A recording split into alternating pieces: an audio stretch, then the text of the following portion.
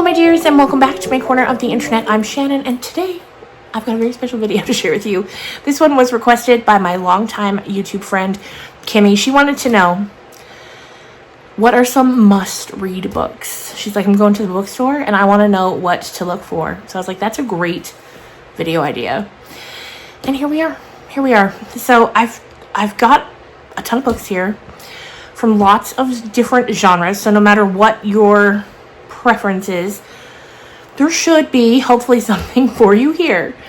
So let's just get on into it. I think I've got like 15 recommendations. And also, let me tell you, this was difficult to narrow it down. And I was kind of like trying to think. These are all books that I've given 5 stars to, of course, for different reasons. And I just can't wait to share them with you guys. So let's jump on into it. First of all, if you're not new here, you won't be surprised by this author being recommended at all. Also, I've tried to keep it to one book per author. There are a ton of authors. I love so many other books, but I was like, no. Let's keep it to one per author. So, anyway, if you're not new here, this will come as no surprise. Stephen Graham Jones. I could have picked any number of Stephen Graham Jones books and put in this video, but I'm going with Mong Girls because I think this one might have the most broad appeal. Maybe. Anyway, this is a coming-of-age werewolf story, kind of. It's done in that very Stephen Graham Jones kind of way where when you think you know what the subject matter is going to be, he flips it on his head, puts his own spin on it, and it's entirely different than you could have predicted. And this is that. It's about this family. There's 3 siblings, 2 brothers and a sister, and one of the brothers, he's growing up. And once you reach a certain age in this werewolf family, you have to go out on your own for a couple of years. And when the book starts, his brother's just coming back from his time on his own. And it was great. They're this family, and you come to care about all 3 of these siblings so much. And I thought it was so well done. This was the first werewolf story I've ever read. I've since read When the Wolf Comes Home by Nat Cassidy. Loved that too, by the way. But would definitely recommend this. And any Stephen Graham Jones book. Now, I will say, with that being said, he's very divisive. You either love him or you hate him, but I had to put him on this list in case you're someone who picks up a book of his and loves it. I wouldn't want you to miss out. So that's Mong Girls. Now, next up, this one here, The Favorites by Lane Fargo. I had read from this author before I read They Never Learn. So when I saw this book on NetGalley before it came out, it's out now, but before it came out, I grabbed it because I really liked They Never Learn. This is such a completely different type of story. Like, They Never Learn's like a thriller. It's really dark. This is kind of a figure skating romance. But if you don't like romances, because I'm not a big romance fan, it's not too cheesy. And it's kind of a retelling of Wuthering Heights, if that is something that interests you. So this is about 2 figure skaters, a man and a woman, and they meet when they're very young and they become a team, a pairs skating, and it kind of follows them throughout their careers. And there's a lot of ups and downs and drama, and it's a really long book, but I flew through it. Couldn't get enough. And apparently I just really love books that sort of follow people through a long period of time. Because next on the list is Tomorrow and Tomorrow and Tomorrow by Gabrielle Zevin. And this is similar in that it follows this man and this woman who meet when they're kids. And it follows them through like 30 years of their life. Now this one, they meet in a children's hospital because he's a patient when he's a kid. And she is there because her sister's sick. And she sees him like playing video games in the lounge at the hospital. And she goes in and she starts talking to him and he responds. And when she leaves, the nurse is like, you're the first person he's spoken to since his accident and he was admitted to the hospital. And from there, they just become close friends. And then when they get older, they reconnect and they decide to kind of go into business together designing video games. And the video games become incredibly popular.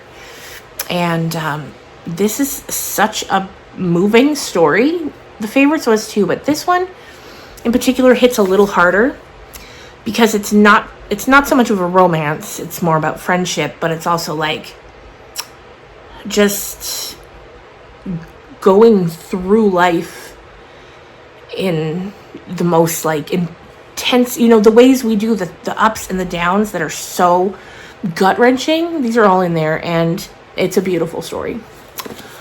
Would recommend. Next up, this was a recent read for me too, and that is Mayfly by C.J. Lead. I went back and forth if I should include American Rapture or Mayfly because I love them both so much. This author, she's incredible. The books are dark and weird, but in that way that just really scratches an itch for me. And this is crazy. This is about a woman named Maeve, and she works in Disneyland. She's Elsa, and like in the park, she dresses up as the character Elsa, and it pays homage in a lot of ways to American Psycho, and in some ways, Mayfly is like the female Patrick Bateman. But it's also its own thing too, and it's also, in a way, a hockey romance, which I know I know those are very popular right now. This is also that. It's gruesome, it's funny, it's a lot of different things. And if you if you want to give it a try, give it a try. But be warned, it is gruesome. Next up, we have The Secret History by Donna Tartt. This is kind of one of those classic books at this point. It came out in the early 90s that just everyone who kind of loves the aesthetic, that dark academia aesthetic, has read this. But if you love that aesthetic and you haven't read this, I would recommend. This is about a group of I don't even know how to describe it. This is about a group of kids that go to like a fancy university in America, like on the East Coast. I don't know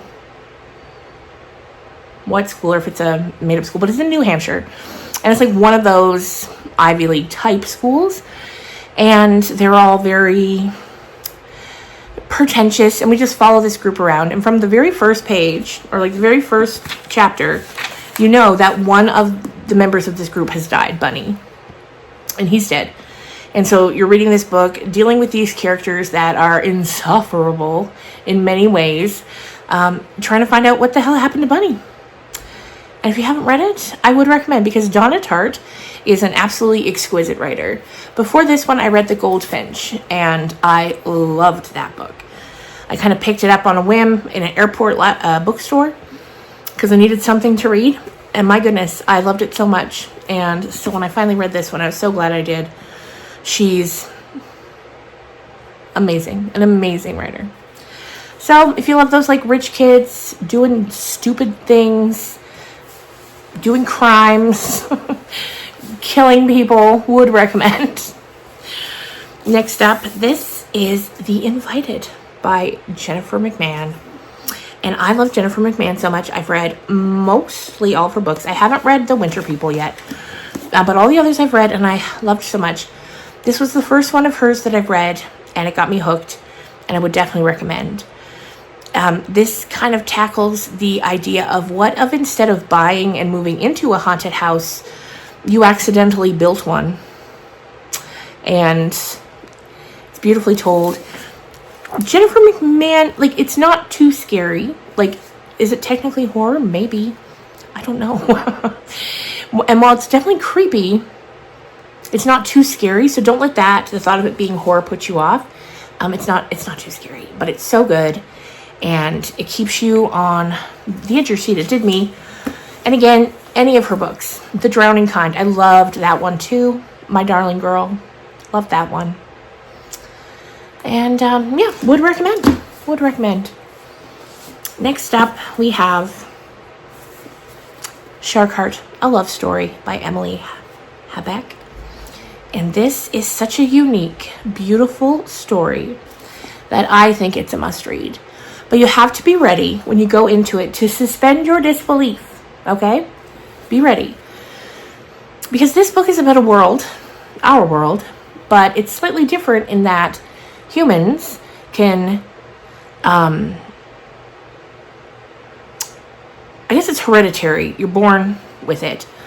And it's like a disease where you slowly, your cells start to morph and you change into an animal. And it's a rare, terrible disease. And the main character in this, he gets that disease and he begins to morph slowly but surely into a great white shark. And that sounds crazy, but this book is so beautiful.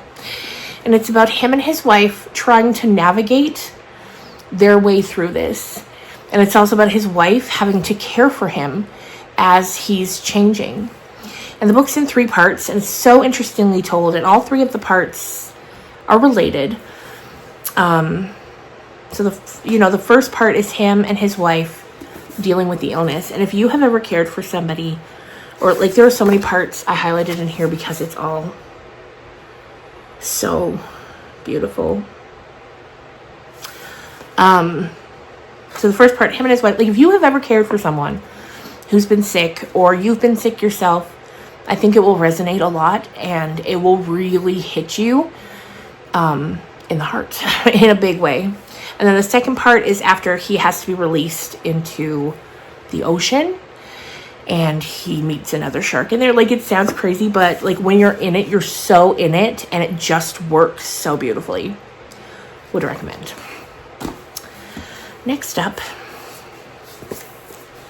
Bunny by Mona Awad. You can see this one as well. This copy of this book is falling apart. Like pages are trying to slip out. This page has already come out. Like she's hanging on by a thread. But I love a well-loved copy of a book. Anyway, Bunny by Mona Awad. First of all, this has a sequel coming out in September. I keep checking NetGalley every single day to see if it is available, and it's not. However, if you're in America, it is. So anyway, Bunny. This is about a girl named Samantha, and she goes to, again, a like East Coast university in America, and she's in a writing program. And also in this writing program is this group of girls, and they call themselves the Bunnies. And like when they talk to each other, they call each other Bunny.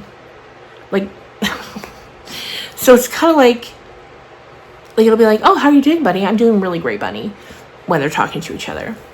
Anyway, so they have this exclusive club called the Smut Salon that they are all a part of, where they go and they share their writing. And one day, Samantha gets an invitation to the group.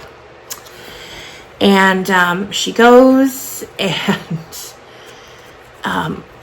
she learns that they're not just sharing their writing there.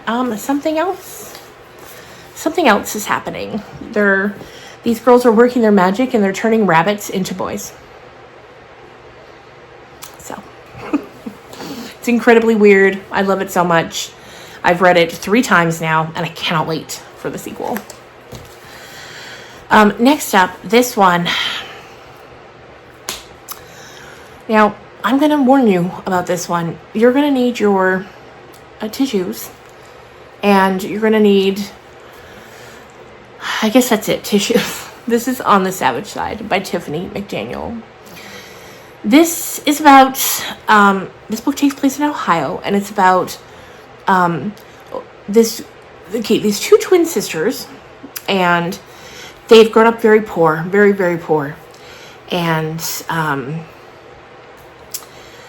their mom's a mess. She's addicted to drugs and like she's an addict, and men are constantly coming in and out of the house. Their aunt is around sometimes. And then we watch them grow up, and then they have all these friends. And this is based on true events that happened in Ohio, where young girls, young poor girls, maybe some who worked as prostitutes, were vanishing. They were disappearing. They were being abducted, murdered, and still to this day, nobody knows exactly what was happening or why. And this book is so good, but it is so sad. That said, like, so if you don't want to read about terrible things and cry your eyes out, this isn't the one. But if you do want to read about terrible things and cry your eyes out, this is the one. It's beautifully written. Tiffany McDaniel is an outstanding author. I've read all of her other books. They're all so good. She's currently writing like a children's series, like middle grade, I think. The first one's out, so I don't know when we're going to get any more adult books from Tiffany, which, like, I get it. The 3 she has out, especially this one, which was the most recent adult release, like, reading it was such a gut-wrenching experience. I can only imagine what writing it was like. So I can understand needing to take a break from this, from adult books. So I get it. Read this. I need more people to read it. I don't hear anybody ever talking about it, and I always want to talk about it. Next up, we have I Who Have Never Known Men by Jacqueline Harpman. And this is the story. This is so good. It's a short read. You can get through it quickly. This was originally published in the early 90s in French, and it was recently translated in 2018 into English, which, if you've heard people talking about it more recently, that's why, because it just got its English translation. So this is about a woman. When we meet her, she's a young girl, and she's trapped in a cage with 19 or 29 other women, and they're all in this cage together. They're fed. There are guards patrolling the cage. They're in an underground bunker in a cage.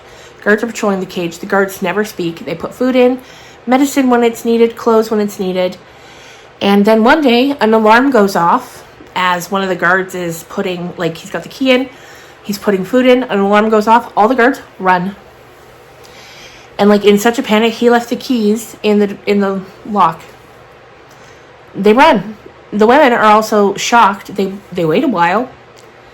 And then they're like, well, let's see if we can get out. And they can. And they go up out of the bunker, and they're in the middle of nowhere. And, like, as far as the eye can see, there's nothing. And so the story is about them trying to figure out where they are, why they are, and what's been going on all these years. Next up, this one's a little more lighthearted, if that's something you're looking for. And that is The Husbands by Holly Gramazio. This is about a woman who, one day she's out for a night out with her friends. One day she goes home that night, and in the house is a strange man. But, like, he's like, oh, hey, welcome home. How was your night? Like, he's acting like they know each other. And she's like, who the hell are you? And he's like, oh, me? I'm your husband. Stop being weird. And, like, she looks around, and, yeah, there's, like, framed photos all over the walls. She opens her phone, and, yeah, there's pictures of them in her phone. She's like, what the fuck? So a few days later, he goes upstairs for something up into the attic. I think a light bulb. And when he comes down, he is somebody different. He looks different. He's got a different personality. And then when she goes through her phone, now it's pictures of her with this guy. And so as time goes by, she starts to piece together that when a man goes up, a different man comes down. And it's just her trying to figure out what's going on. There are a few twists in this that I loved. I worried it might get a little repetitive, like, okay, old man goes up, new man comes down. But I didn't find it to be repetitive. I found it to be a lot of fun. And I thought the ending was great. I thought all of it was great. So, and it's more lighthearted, a little silly, a little fun, because the next one isn't. And that is My Dark Vanessa. Now, I read this book during COVID. It was like right when COVID hit and we were all stuck at home. This was the first book I read. And oh boy, it was a doozy. This is about a young woman who, she's in school, and she develops a inappropriate relationship with her teacher. And I thought the way the subject matter was handled was done so well. And it really delves into, because it follows her. So there's the part with the relationship, but then she's an adult and she's kind of coming to terms with what happened and how what happened wasn't okay. And it was beautifully done. So if that's something you don't want to read, like if that subject matter, assault, grooming, inappropriate minor adult relationships, is something that is upsetting to you in a way that you don't want to read about it, definitely don't read this one. But if you can handle that subject matter, I think it's done very well, and I really enjoyed it. Which sounds funny to say for something that's so, such terrible subject matter, but it was very well done. And then finally, yeah, just looking at my list. Finally, we have, I think a lot of people will love this one too. We have The Invisible Life of Addy Laru by V.E. Schwab. And this one's so good. This is about a woman who so it begins France 1714, and we meet this young woman, Addy, and she meets a stranger one night, and she makes a deal with him, and of course he's a demon. So they make this deal, and how is it worded? I can't remember how it's worded. Like, she wants to live forever. And he's like, yeah, sure. Absolutely. No problem. But, of course, there's always a catch when you make a deal with a devil or a demon. And the catch here is that she can live forever, but nobody will ever remember her. When she's talking to someone and they turn around and they're not looking at her anymore, the next time when they turn back around, they won't remember her. So she's living forever, but it's also like she doesn't exist. Until one day she meets a man who does remember her. And it's kind of their love story. And this book takes place over like 300 years up to the buildup of her meeting the man, like in the present time. And I loved it. I loved the demon. I loved the love interest and the demon. I loved both of them, and Addy too, but this is a lot of fun. It's so good. It's long, but you don't know it's long because you fly through it because it's so good. And V. Schwab has a new book coming out, I think in June, called Bury Our Bones in the Midnight Soil, and it's a sapphic vampire story, and I can't wait. So there you go. Those are must-read, in my opinion, books. There are so many that I could have added or talked about, but I just wanted to leave it with the ones that really left the biggest impact on me, and maybe they will do the same for you. And yeah, that's going to do it for me for today. Thank you so much for watching, and I'll see you soon. Bye.